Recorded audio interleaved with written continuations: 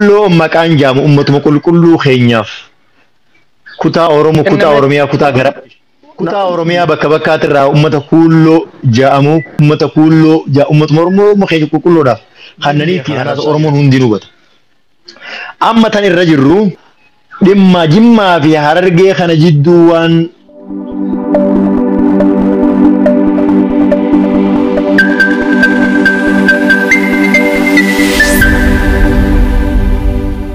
Tanti dhala sanirraa ka'ee viidiyoo ati sirratti dalaydee ummata miira keessa gamlachuu golchitan hawaasa keenya kan nagaa waliin nyaatee waliin dhugaa jiru garaan madaawee doofaan tokko ol deebi'ee amma suuraa namaa ol garagalchanii gubuunii fi kun achi booda dhufte amma wanni siin jechuu barbaade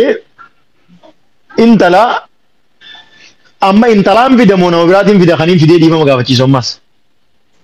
Intala gabaabumatti intalas nuufida gurbaa yeroo hunda waa'ee abbaa jifaarraa haasa'u sanallee nurraa dhorgaa suuraa abbaa jifaarlee gubuu dhiisaa kan ijoolleen jechoota negatiifa fayyadaman yaa jiran erga dubbiin kun bar dubbii nafsiiti bar nama du'ee qabee jibna gaayaa raamata irratti buusa. Okay achin naa qabi galatoomee abdii geeraa muwaazina siif welkam habiibi qottu bagana gaan dhufte. Maalin jechuu barbaade abdii geeraa maalin jechuu barbaade seetaa galatoomi eega daarekshinaa intaluma qofaanaa kannite galatoomi intala aangaan danda'utti hirrafu edanoo akkanumatti qaatiraa bulaa edallee akkanumatti dubboota naachaa qaatiraa bulee hirrafu itti buleetiin ammas warra pindaari.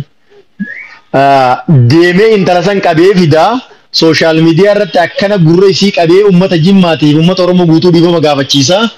Atilleen habiibi wani siin jechuu barbaadu wani si gaafadhu yoo dandeessee ammallee dhiifama hin gaafatin ani akka ati jettu fadhii teessiifin guutaa loogii akka tinatti hin dabrinaa jettisan mirga teessiifin eegaa dhiifama gaafadhu siin hin jiru maaliif jennaan abbaan si dura eegalee waan jiruuf na dura dhiifama naa gaafatu abbaan eegalee jechuun mirga keeti guututti mirga qabda siifiin amanaa intala qabeetiin fida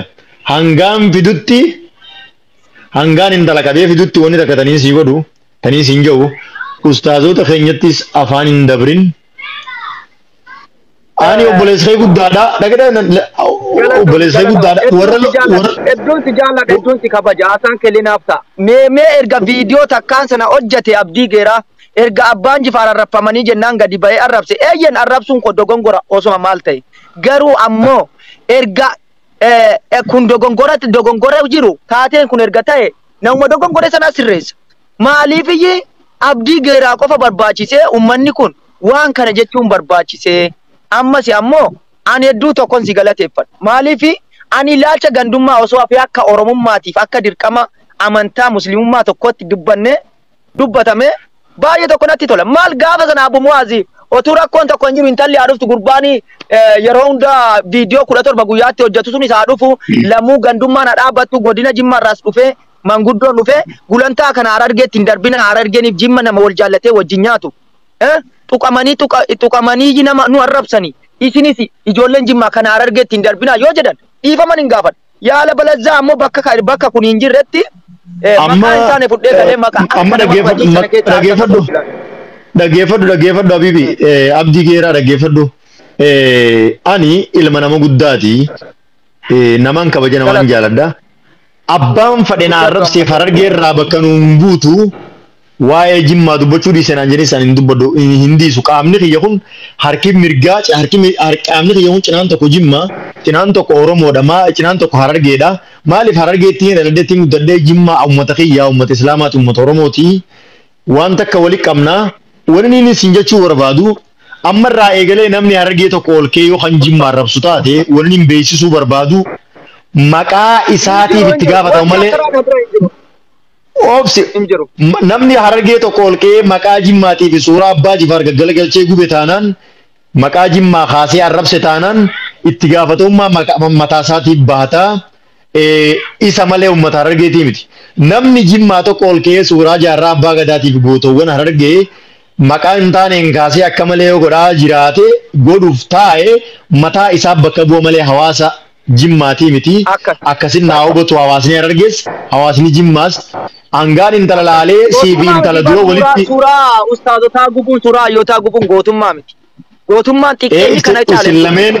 isin amma walitti isin fidu joolleen teenya joolleen harargee ummata jimmaa kana kabajaa isaanii hin beeytanii rabbii jaa muraad alii siin harkaa namni hedduun komentii sabboonaa kiyya waan ati komentii naa barreessu ni harkaa ummanni jimmaa kuni yoomee waa takka sitti hime waa takka qofaan sitti isinitti hime ummata keenya ummata harargee dhugaa walii himuun ni bushooyti waan taateef dhugaa isinitti himeetiin bira dabra ummanni jimmaa kuni ummanni oromoo ka jimmaa kuni ummata harargee keessaa laftitti xiqqaatte bakkarraa qotatanii jiraatan dhaban lafti teenya lafa teessanii jaanii namoota kuma dhibbaa ol bira fudhatanii limmuu saqaa miila kiyyaaniin deemee beekaa bakka ja'amtu araddaa gurmuu kanniisaa bakka ja'amtu ummata keenya ummata harargeetti qubatee hanga ammaa biddeena irraa nyaachaa jira. Waan seenaa hin beeyne keessa galtanii ummata jimmaatii fi ummata harargee ummata jimma deemee diin keessaa baratu ummata wal keessa bobbee wal keessa galu dhiisaa waan akkana sammuu negatiivaan hin yaadina.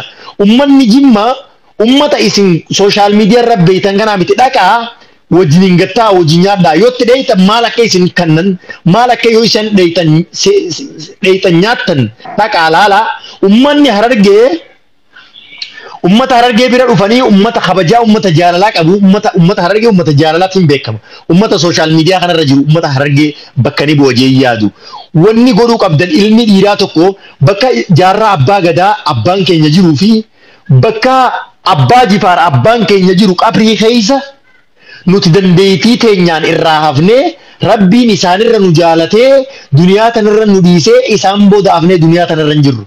Guyyaan keenya gaafa fiizaan keenya duniyaa irraa dhume isaan bira dhaquun keenya nafu. Rabbii guyyaa qiyaamaa isin sodaadha. Rabbii isin uume sodaadha. Rabbii dachii fi samii uume sodaadha. Akka malee rabbi kaatimaan hin balleessinii isinii viidiyoo akkanaa waraabu jiru. Ilmoon teessa yoo ol baatee sooshaal miidiyaa namni waraabee isin maxxansa. Abbaan keenya nama baalagii akkanaatiin hin jette ilmoon teenya. Billaahi alaykum harargeen bakka isin hin buufanne jimma bakka isin hin buufanne abdii geeraa jimma bakka hin bu'u. Intaltii mucaa isii diin barsiifachuu dhabdee jimma arrabsiisisaniis harargee bakka hin buutu. Garuu onnee ummataa keessa waan jiru fixuudhaaf hangaan danda'u intala saniis fidee abdii geeraa qabee isaan lachuu gurra isaanii qabee abdii geeraa sun argee intaltinis bakkaan barbaadee fidee akkana fidee waliin niin araarsa. Ni dhiifa intalaas dhiifama niin gaafachiisa abdii geeraas dhiifama ummata harargee ta'e ummata islaamaa ummata oromoo guutuu niin gaafachiisa. Isin ammoo isin sammuu negatiivaan hin yaadinaa ummanni jimmaa kun ummata keenya jaa yaada. Ummanni jimmaatis ummanni harargee kun ummata keenya jaa yaada. Abdii geeraatii fi intala san ummataa wajji walee araarsuu caalaa isin sammuu teessan kan jimmaatis harargee wajji walee araarsaa kan harargeetis sammuu teessan jimmaa wajji walee araarsaa kan jechuu barbaadu kanuma hangaan isinitti deebi'u tokkummaatis fooloo naa deebisii bilbila keessatti ergaa natti ergi wal qunnamnaa yeroo barbaachisaa ta'etti yeroon intala argaddetti yeroon haala mijjeessetti isinitti hin deebi'a namni tokko miira keessa isin hin galchuun mala namoota tokko sun miira keessa isin hin galchin numan dhagayina jalan deemina waan isin deebisaan kanneen abdii geeraa atis deebisaan kanneef namni keenya kajimmaa ummanni keenya dhalaanii fi dhiirti keenya kajimmaa deebisaan kanneef shamarran keenyaa fi dhiirti keenya warri harargeetis qeerroon teenya. Abdiin sodaatee laayivira abdiin sodaatee laayivira abdiin sodaatee viidiyoo hojjechuu dhiise. Wanni akkasii hin beekan. Jechaan viidiyoo hojjechuu dhiise.